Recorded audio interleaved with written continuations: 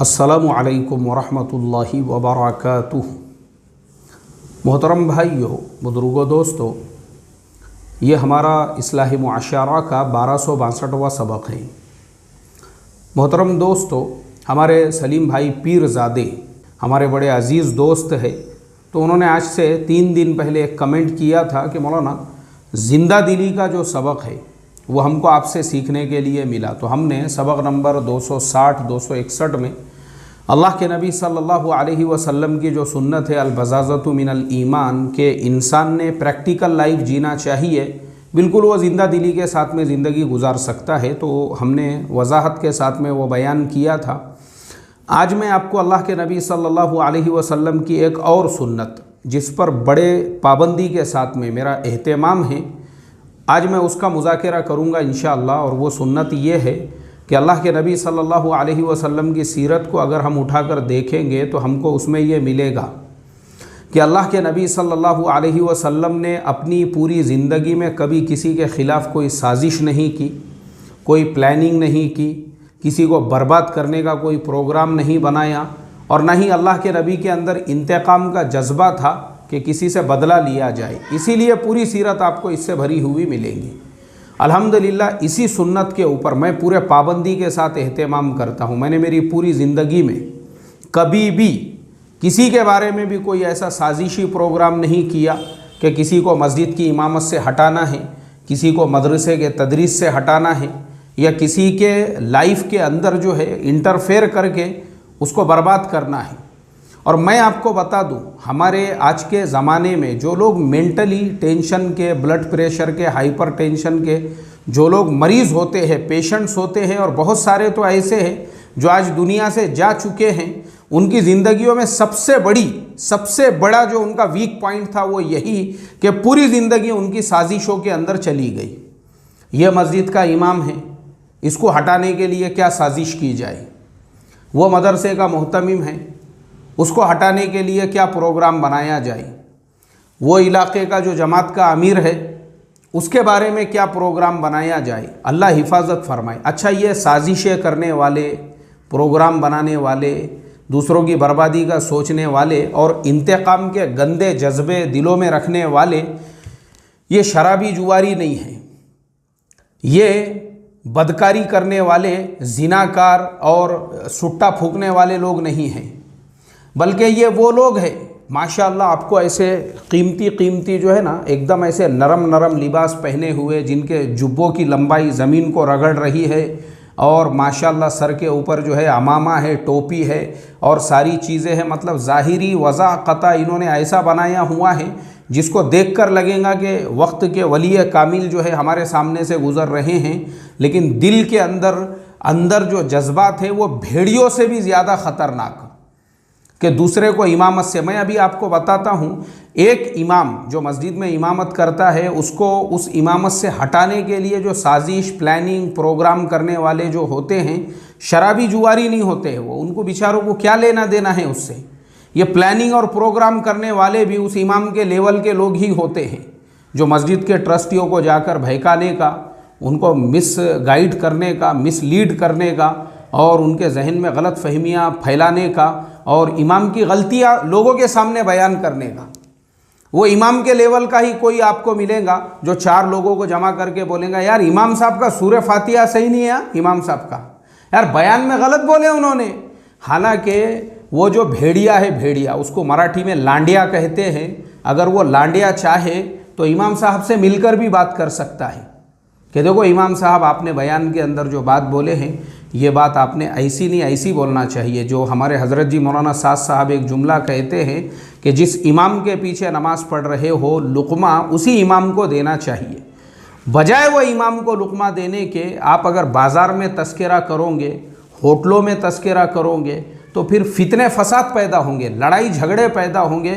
मस्जिदें जो अमन की जगह थी, वो मस्जिद फिर दंगे फसाद की जगह बन जाएगी। और आज हमारे मुल्क में जो ये हो रहा है, हर मस्जिद के अंदर, हर महल्ले के अंदर, हर बस्ती के अंदर, उसकी वजह सिर्फ यही है कि जिस इमाम को लुक़मा देना चाहिए था, लोग उसको लुक़मा देने की बजाय, क्योंकि जो लोग निगेटिव होते हैं, जिनके अंदर ऐसा मनफियत ऐसी कूट कूट के भरी हुई होती है, वो ख़ास तौर पे अगर वो इमाम में वो गलती नहीं भी रहेगी तो वो गलती बनाएंगे और लोगों को जो है बयान करते फिरेंगे। मैंने ऐसे भी लोग देखा हूँ जो बाज़ाब्ता गश्त की तरह से, जैसे गश्त करते हैं ना, एक दुकान वाले को मिले, फिर दूसरे को मिले, फिर तीसरे को मिले, फिर चौथे को मिले, एक घर वाले को मिले, दूसरे को मिले, तीसरे को मिले, चौथे को मिले, इस तरीके से मुलाकात कर करके इमामों की बुराइयां बयान करने का, उनकी क़िरत में ये गलती है, बयान में ये गलती है, नमाज में ये गलती है, तरावी के अंदर ये गलती है, ये सारी गलतियां। अरे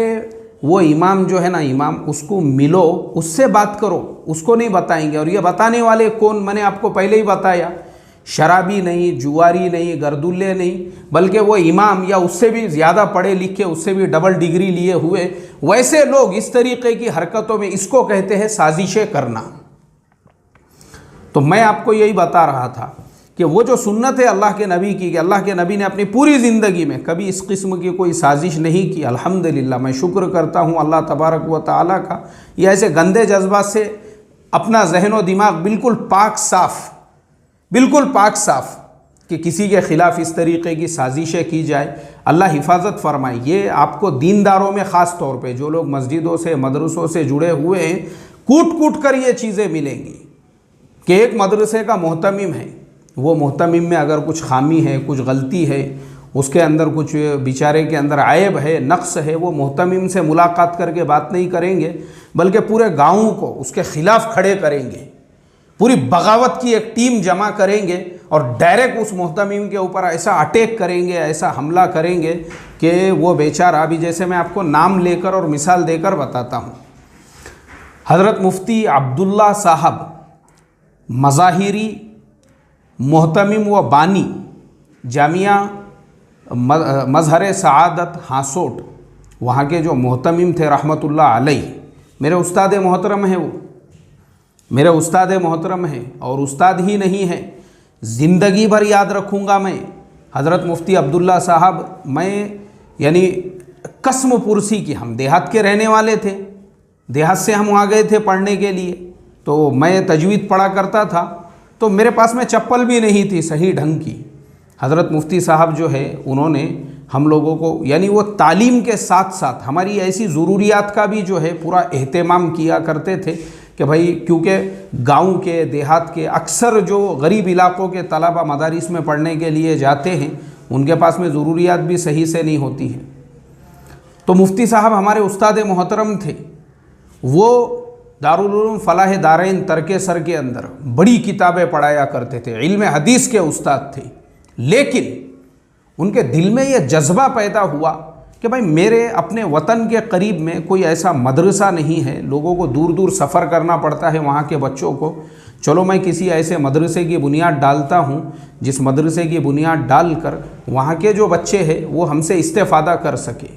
इस जज्बे के तहत में वो इंसान जो अपनी जगह पर एक सेटिस्फाइड लाइफ जी रहा था, जो बिल्कुल मुतमईन था, एक बड़े मसनद के ऊपर बैठा हुआ इंसान था, लेकिन उन्होंने वापस से दोबारा से जो है नूरानी कायदे से शुरुआत की, अलिफ बा से शुरुआत करके पतरे के शेड के अंदर एक मदरसे की उन्होंने बुनियाद डाली। और उस मदरसे की बुनियाद डालने के बाद उसको अपना खून, अपना पसीना, अपना सब कुछ लगाकर सींचा, और सींचने के बाद में मदरसा तरक्की करते करते उस मकाम पर पहुंचा जहाँ पे इफ्ता तक की तालीम होने लगी। अब उसके बाद में हज़रत मुफ्ती साहब लोगों की आंखों में खटकने लगे। अब उन्हीं के ख़िलाफ़ में वही लोग जिनको पाल कर इन्होंने बड़ा किया था, उनके मुकाबले में खड़े हो गए। साजिशें, प्लानिंग, प्रोग्राम, लोगों को भड़काने का काम, लोगों को उकसाने का काम। तो मुझे आप बताओ, ये भड़काने वाले, उकसाने वाले, उनके ख़िलाफ़ साजिशी प्रोग्राम बनाने वाले शराबी थे, जुआरी थे, सुट्टा फूकने वाले थे? कोई नहीं। उन्हीं के लेवल के, उन्हीं की तरह से डिग्री होल्डर, उन्हीं की तरह से जो है माशाअल्लाह जिनके नाम पे बड़े बड़े लेबल लगे हुए थे, जो ज़रा ज़रा से मुस्तहब और मुबाह को पूरे ध्यान और एहतमाम से देखते थे। अरे ये चीज़ मकरूह है, अरे ये चीज़ मुबाह है, अरे ये ऐसा है वैसा है। यानी उनको मुबाह और मकरूह की तो पूरी फ़िक्र थी, मगर इतना बड़ा फितना और फसाद खड़े कर दिए कि हज़रत मुफ्ती साहब को जेल की सलाखों में जाना पड़ा। वहाँ जाने के बाद में उनकी तबीयत नासाज हो गई और वही नासाजगी की हालत के अंदर वो बेचारे दोबारा अपने पैरों पे खड़े नहीं हो सके और उसी हालत में जो है दवाखाने के अंदर उनका इंतकाल हो गया। मुझे आप बताओ, उनको ये सिला दिया हमने, हमारी तरफ से ये सिला दिया गया एक आलिम दीन को, जिस इंसान की क़ुरबानियाँ वो अगर चाहते और दारुल उलूम फलाह दारैन तरके-सर में ही मुस्तकिल रहते, वहीं पे जो है अपनी तालीम के सिलसिले को आगे बढ़ाते, तो मुझे ये उम्मीद है यानी वो हो सकता है आगे बढ़कर जो आगे चलकर वहाँ के शेखुल हदीस बन सकते थे। लेकिन मेरे मोहतरम दोस्तों, गंदे जो जज्बात होते हैं ना, साजिशी, तो ये साजिशी लोग बहुत ख़तरनाक होते हैं। ये क्या करते हैं, जिस इंसान से जाकर बात करना है उससे बात नहीं करेंगे, उसके ख़िलाफ़ में सबको खड़े करेंगे, उसके ख़िलाफ़ एक बगावत का प्रोग्राम बनाएंगे, फितने और फसाद का प्रोग्राम बनाएंगे और फितना फसाद बर्पा करके जो है ऐसे बरगुज़ीदा लोगों को जेल की सलाखों में पहुंचाएंगे और वहां से फिर उनके ऐसे जनाजे निकलेंगे। अल्लाह हिफाजत फरमाए। तो मैंने मेरी ज़िंदगी में, मैं आपको वही बताना चाह रहा था कि जो आपने बोले ना ज़िंदा दिली, उसका एक रीज़न ये भी है, हमने अपने ज़िंदगी में वो जो अल्लाह के नबी की सुन्नत है, किसी के ख़िलाफ़ साजिश करना, किसी को बर्बाद करने का प्रोग्राम बनाना, ये हमने अपनी ज़िंदगी में कभी भी नहीं किया। इंतकाम के जज्बात से अपने आप को पाक रखना, अल्हम्दुलिल्लाह। और मैं आपको बता दूं, जिन लोगों में ये गंदी हरकतें थी दूसरों के बारे में, मैंने उनको भी बर्बाद होते हुए देखा हूँ। बयानात के अंदर मिंबरों पे बैठ बैठ कर लोगों को वरगलाने का, फितने और फसाद के ऊपर, और लोगों के अंदर जो है इस तरीक़े से उनको भड़काने का जिन लोगों ने काम किए, अल्लाह ने एड़ियाँ रगड़ रगड़ कर उनकी रूह को निकाला है। एड़ियाँ रगड़ रगड़ कर बिस्तरों पे, हॉस्पिटलों के ऐसे एड़ियाँ रगड़ रगड़ कर वो मरे हैं और बेसरो सामानी के हालत में उनके जनाजे उठे हैं। पता नहीं है उनको कफन भी नसीब हुआ या नहीं हुआ, गुस्ल नसीब नहीं हुआ, इसका तो मैं खुद गवाह हूँ। अल्लाह हिफाजत फरमाए। मेरे मोहतरम दोस्तों, ये हालतें, ये नौबतें क्यों होती है जब लोग फितने और फसाद के लिए ऐसी साजिशें करते हैं, दूसरों के ख़िलाफ़ वरगलाने का काम करते हैं, इंतकाम के जज्बे, अपने गंदे जज्बे अपने दिलों के अंदर रखते हैं। इसीलिए तो चेहरों के ऊपर बशाशत का नूर नहीं होता है, इसीलिए ज़िंदगियों के अंदर बरकतें नहीं होती है। इसीलिए ऐसे लोग जो दूसरों की टोह में लगकर, दूसरों की जासूसी में लगकर दूसरों को जो है इस तरीक़े से, यानी ऐसे जो लोग होते हैं अपने हाथों से अपनी ज़िंदगियां बर्बाद करते हैं। तो हमारे सलीम भाई, ये जज्बात अपन ने अपने दिल में कभी भी नहीं रखे। मैं आपको बताता हूँ, मैंने ऐसे ऐसे लोग देखा हूँ। एक साहब को मैं बहुत बड़ा अकाबिर समझता था, वो एक दिन मुझे मिले और मिलने के बाद में मुझे बोले मोबाइल में ये ऐप है क्या, बोले तुम्हारे मोबाइल में? मैं बोला ये ऐप काय का ऐप है? बोले ये ऐप जो है ना, ये ऐप रखने से अपने को पता चलता, बोले व्हाट्सअप के ऊपर जो है कितने लोग वो रात में कब तक, कितने बजे तक जो है वो ऑनलाइन रहते हैं, कब वो ऑफलाइन हो जाते हैं। मैं बोला इसका फ़ायदा क्या है? नहीं, फ़ायदा अपने को स्टेटस तो पता रहता ना, बोले अपने जो जान पहचान में लोग हैं वो क्या क्या कारनामे अंजाम दे रहे। नहीं, मैं बोला ठीक है, वो क्या कारनामे अंजाम दे रहे वो भी अगर हमने मालूम कर लिए, हमको फ़ायदा क्या है उससे? सिर्फ दूसरों की टोह में लगकर दूसरों की जासूसी करना, दूसरों के इस तरीक़े से जो है यानी मालूम करना, मतलब इससे फ़ायदा क्या है? ये आज मिजाज बना हुआ है, दूसरों की जासूसी, दूसरों की, फ़ायदा कुछ भी नहीं है। अल्लाह हिफाजत फरमाए। ऐसे ही मैं आपको बता दूं, मेरे पास में 4 नंबर है मोबाइल के, क्योंकि मुझे शेयर ट्रेडिंग के लिए रखना पड़ते हैं।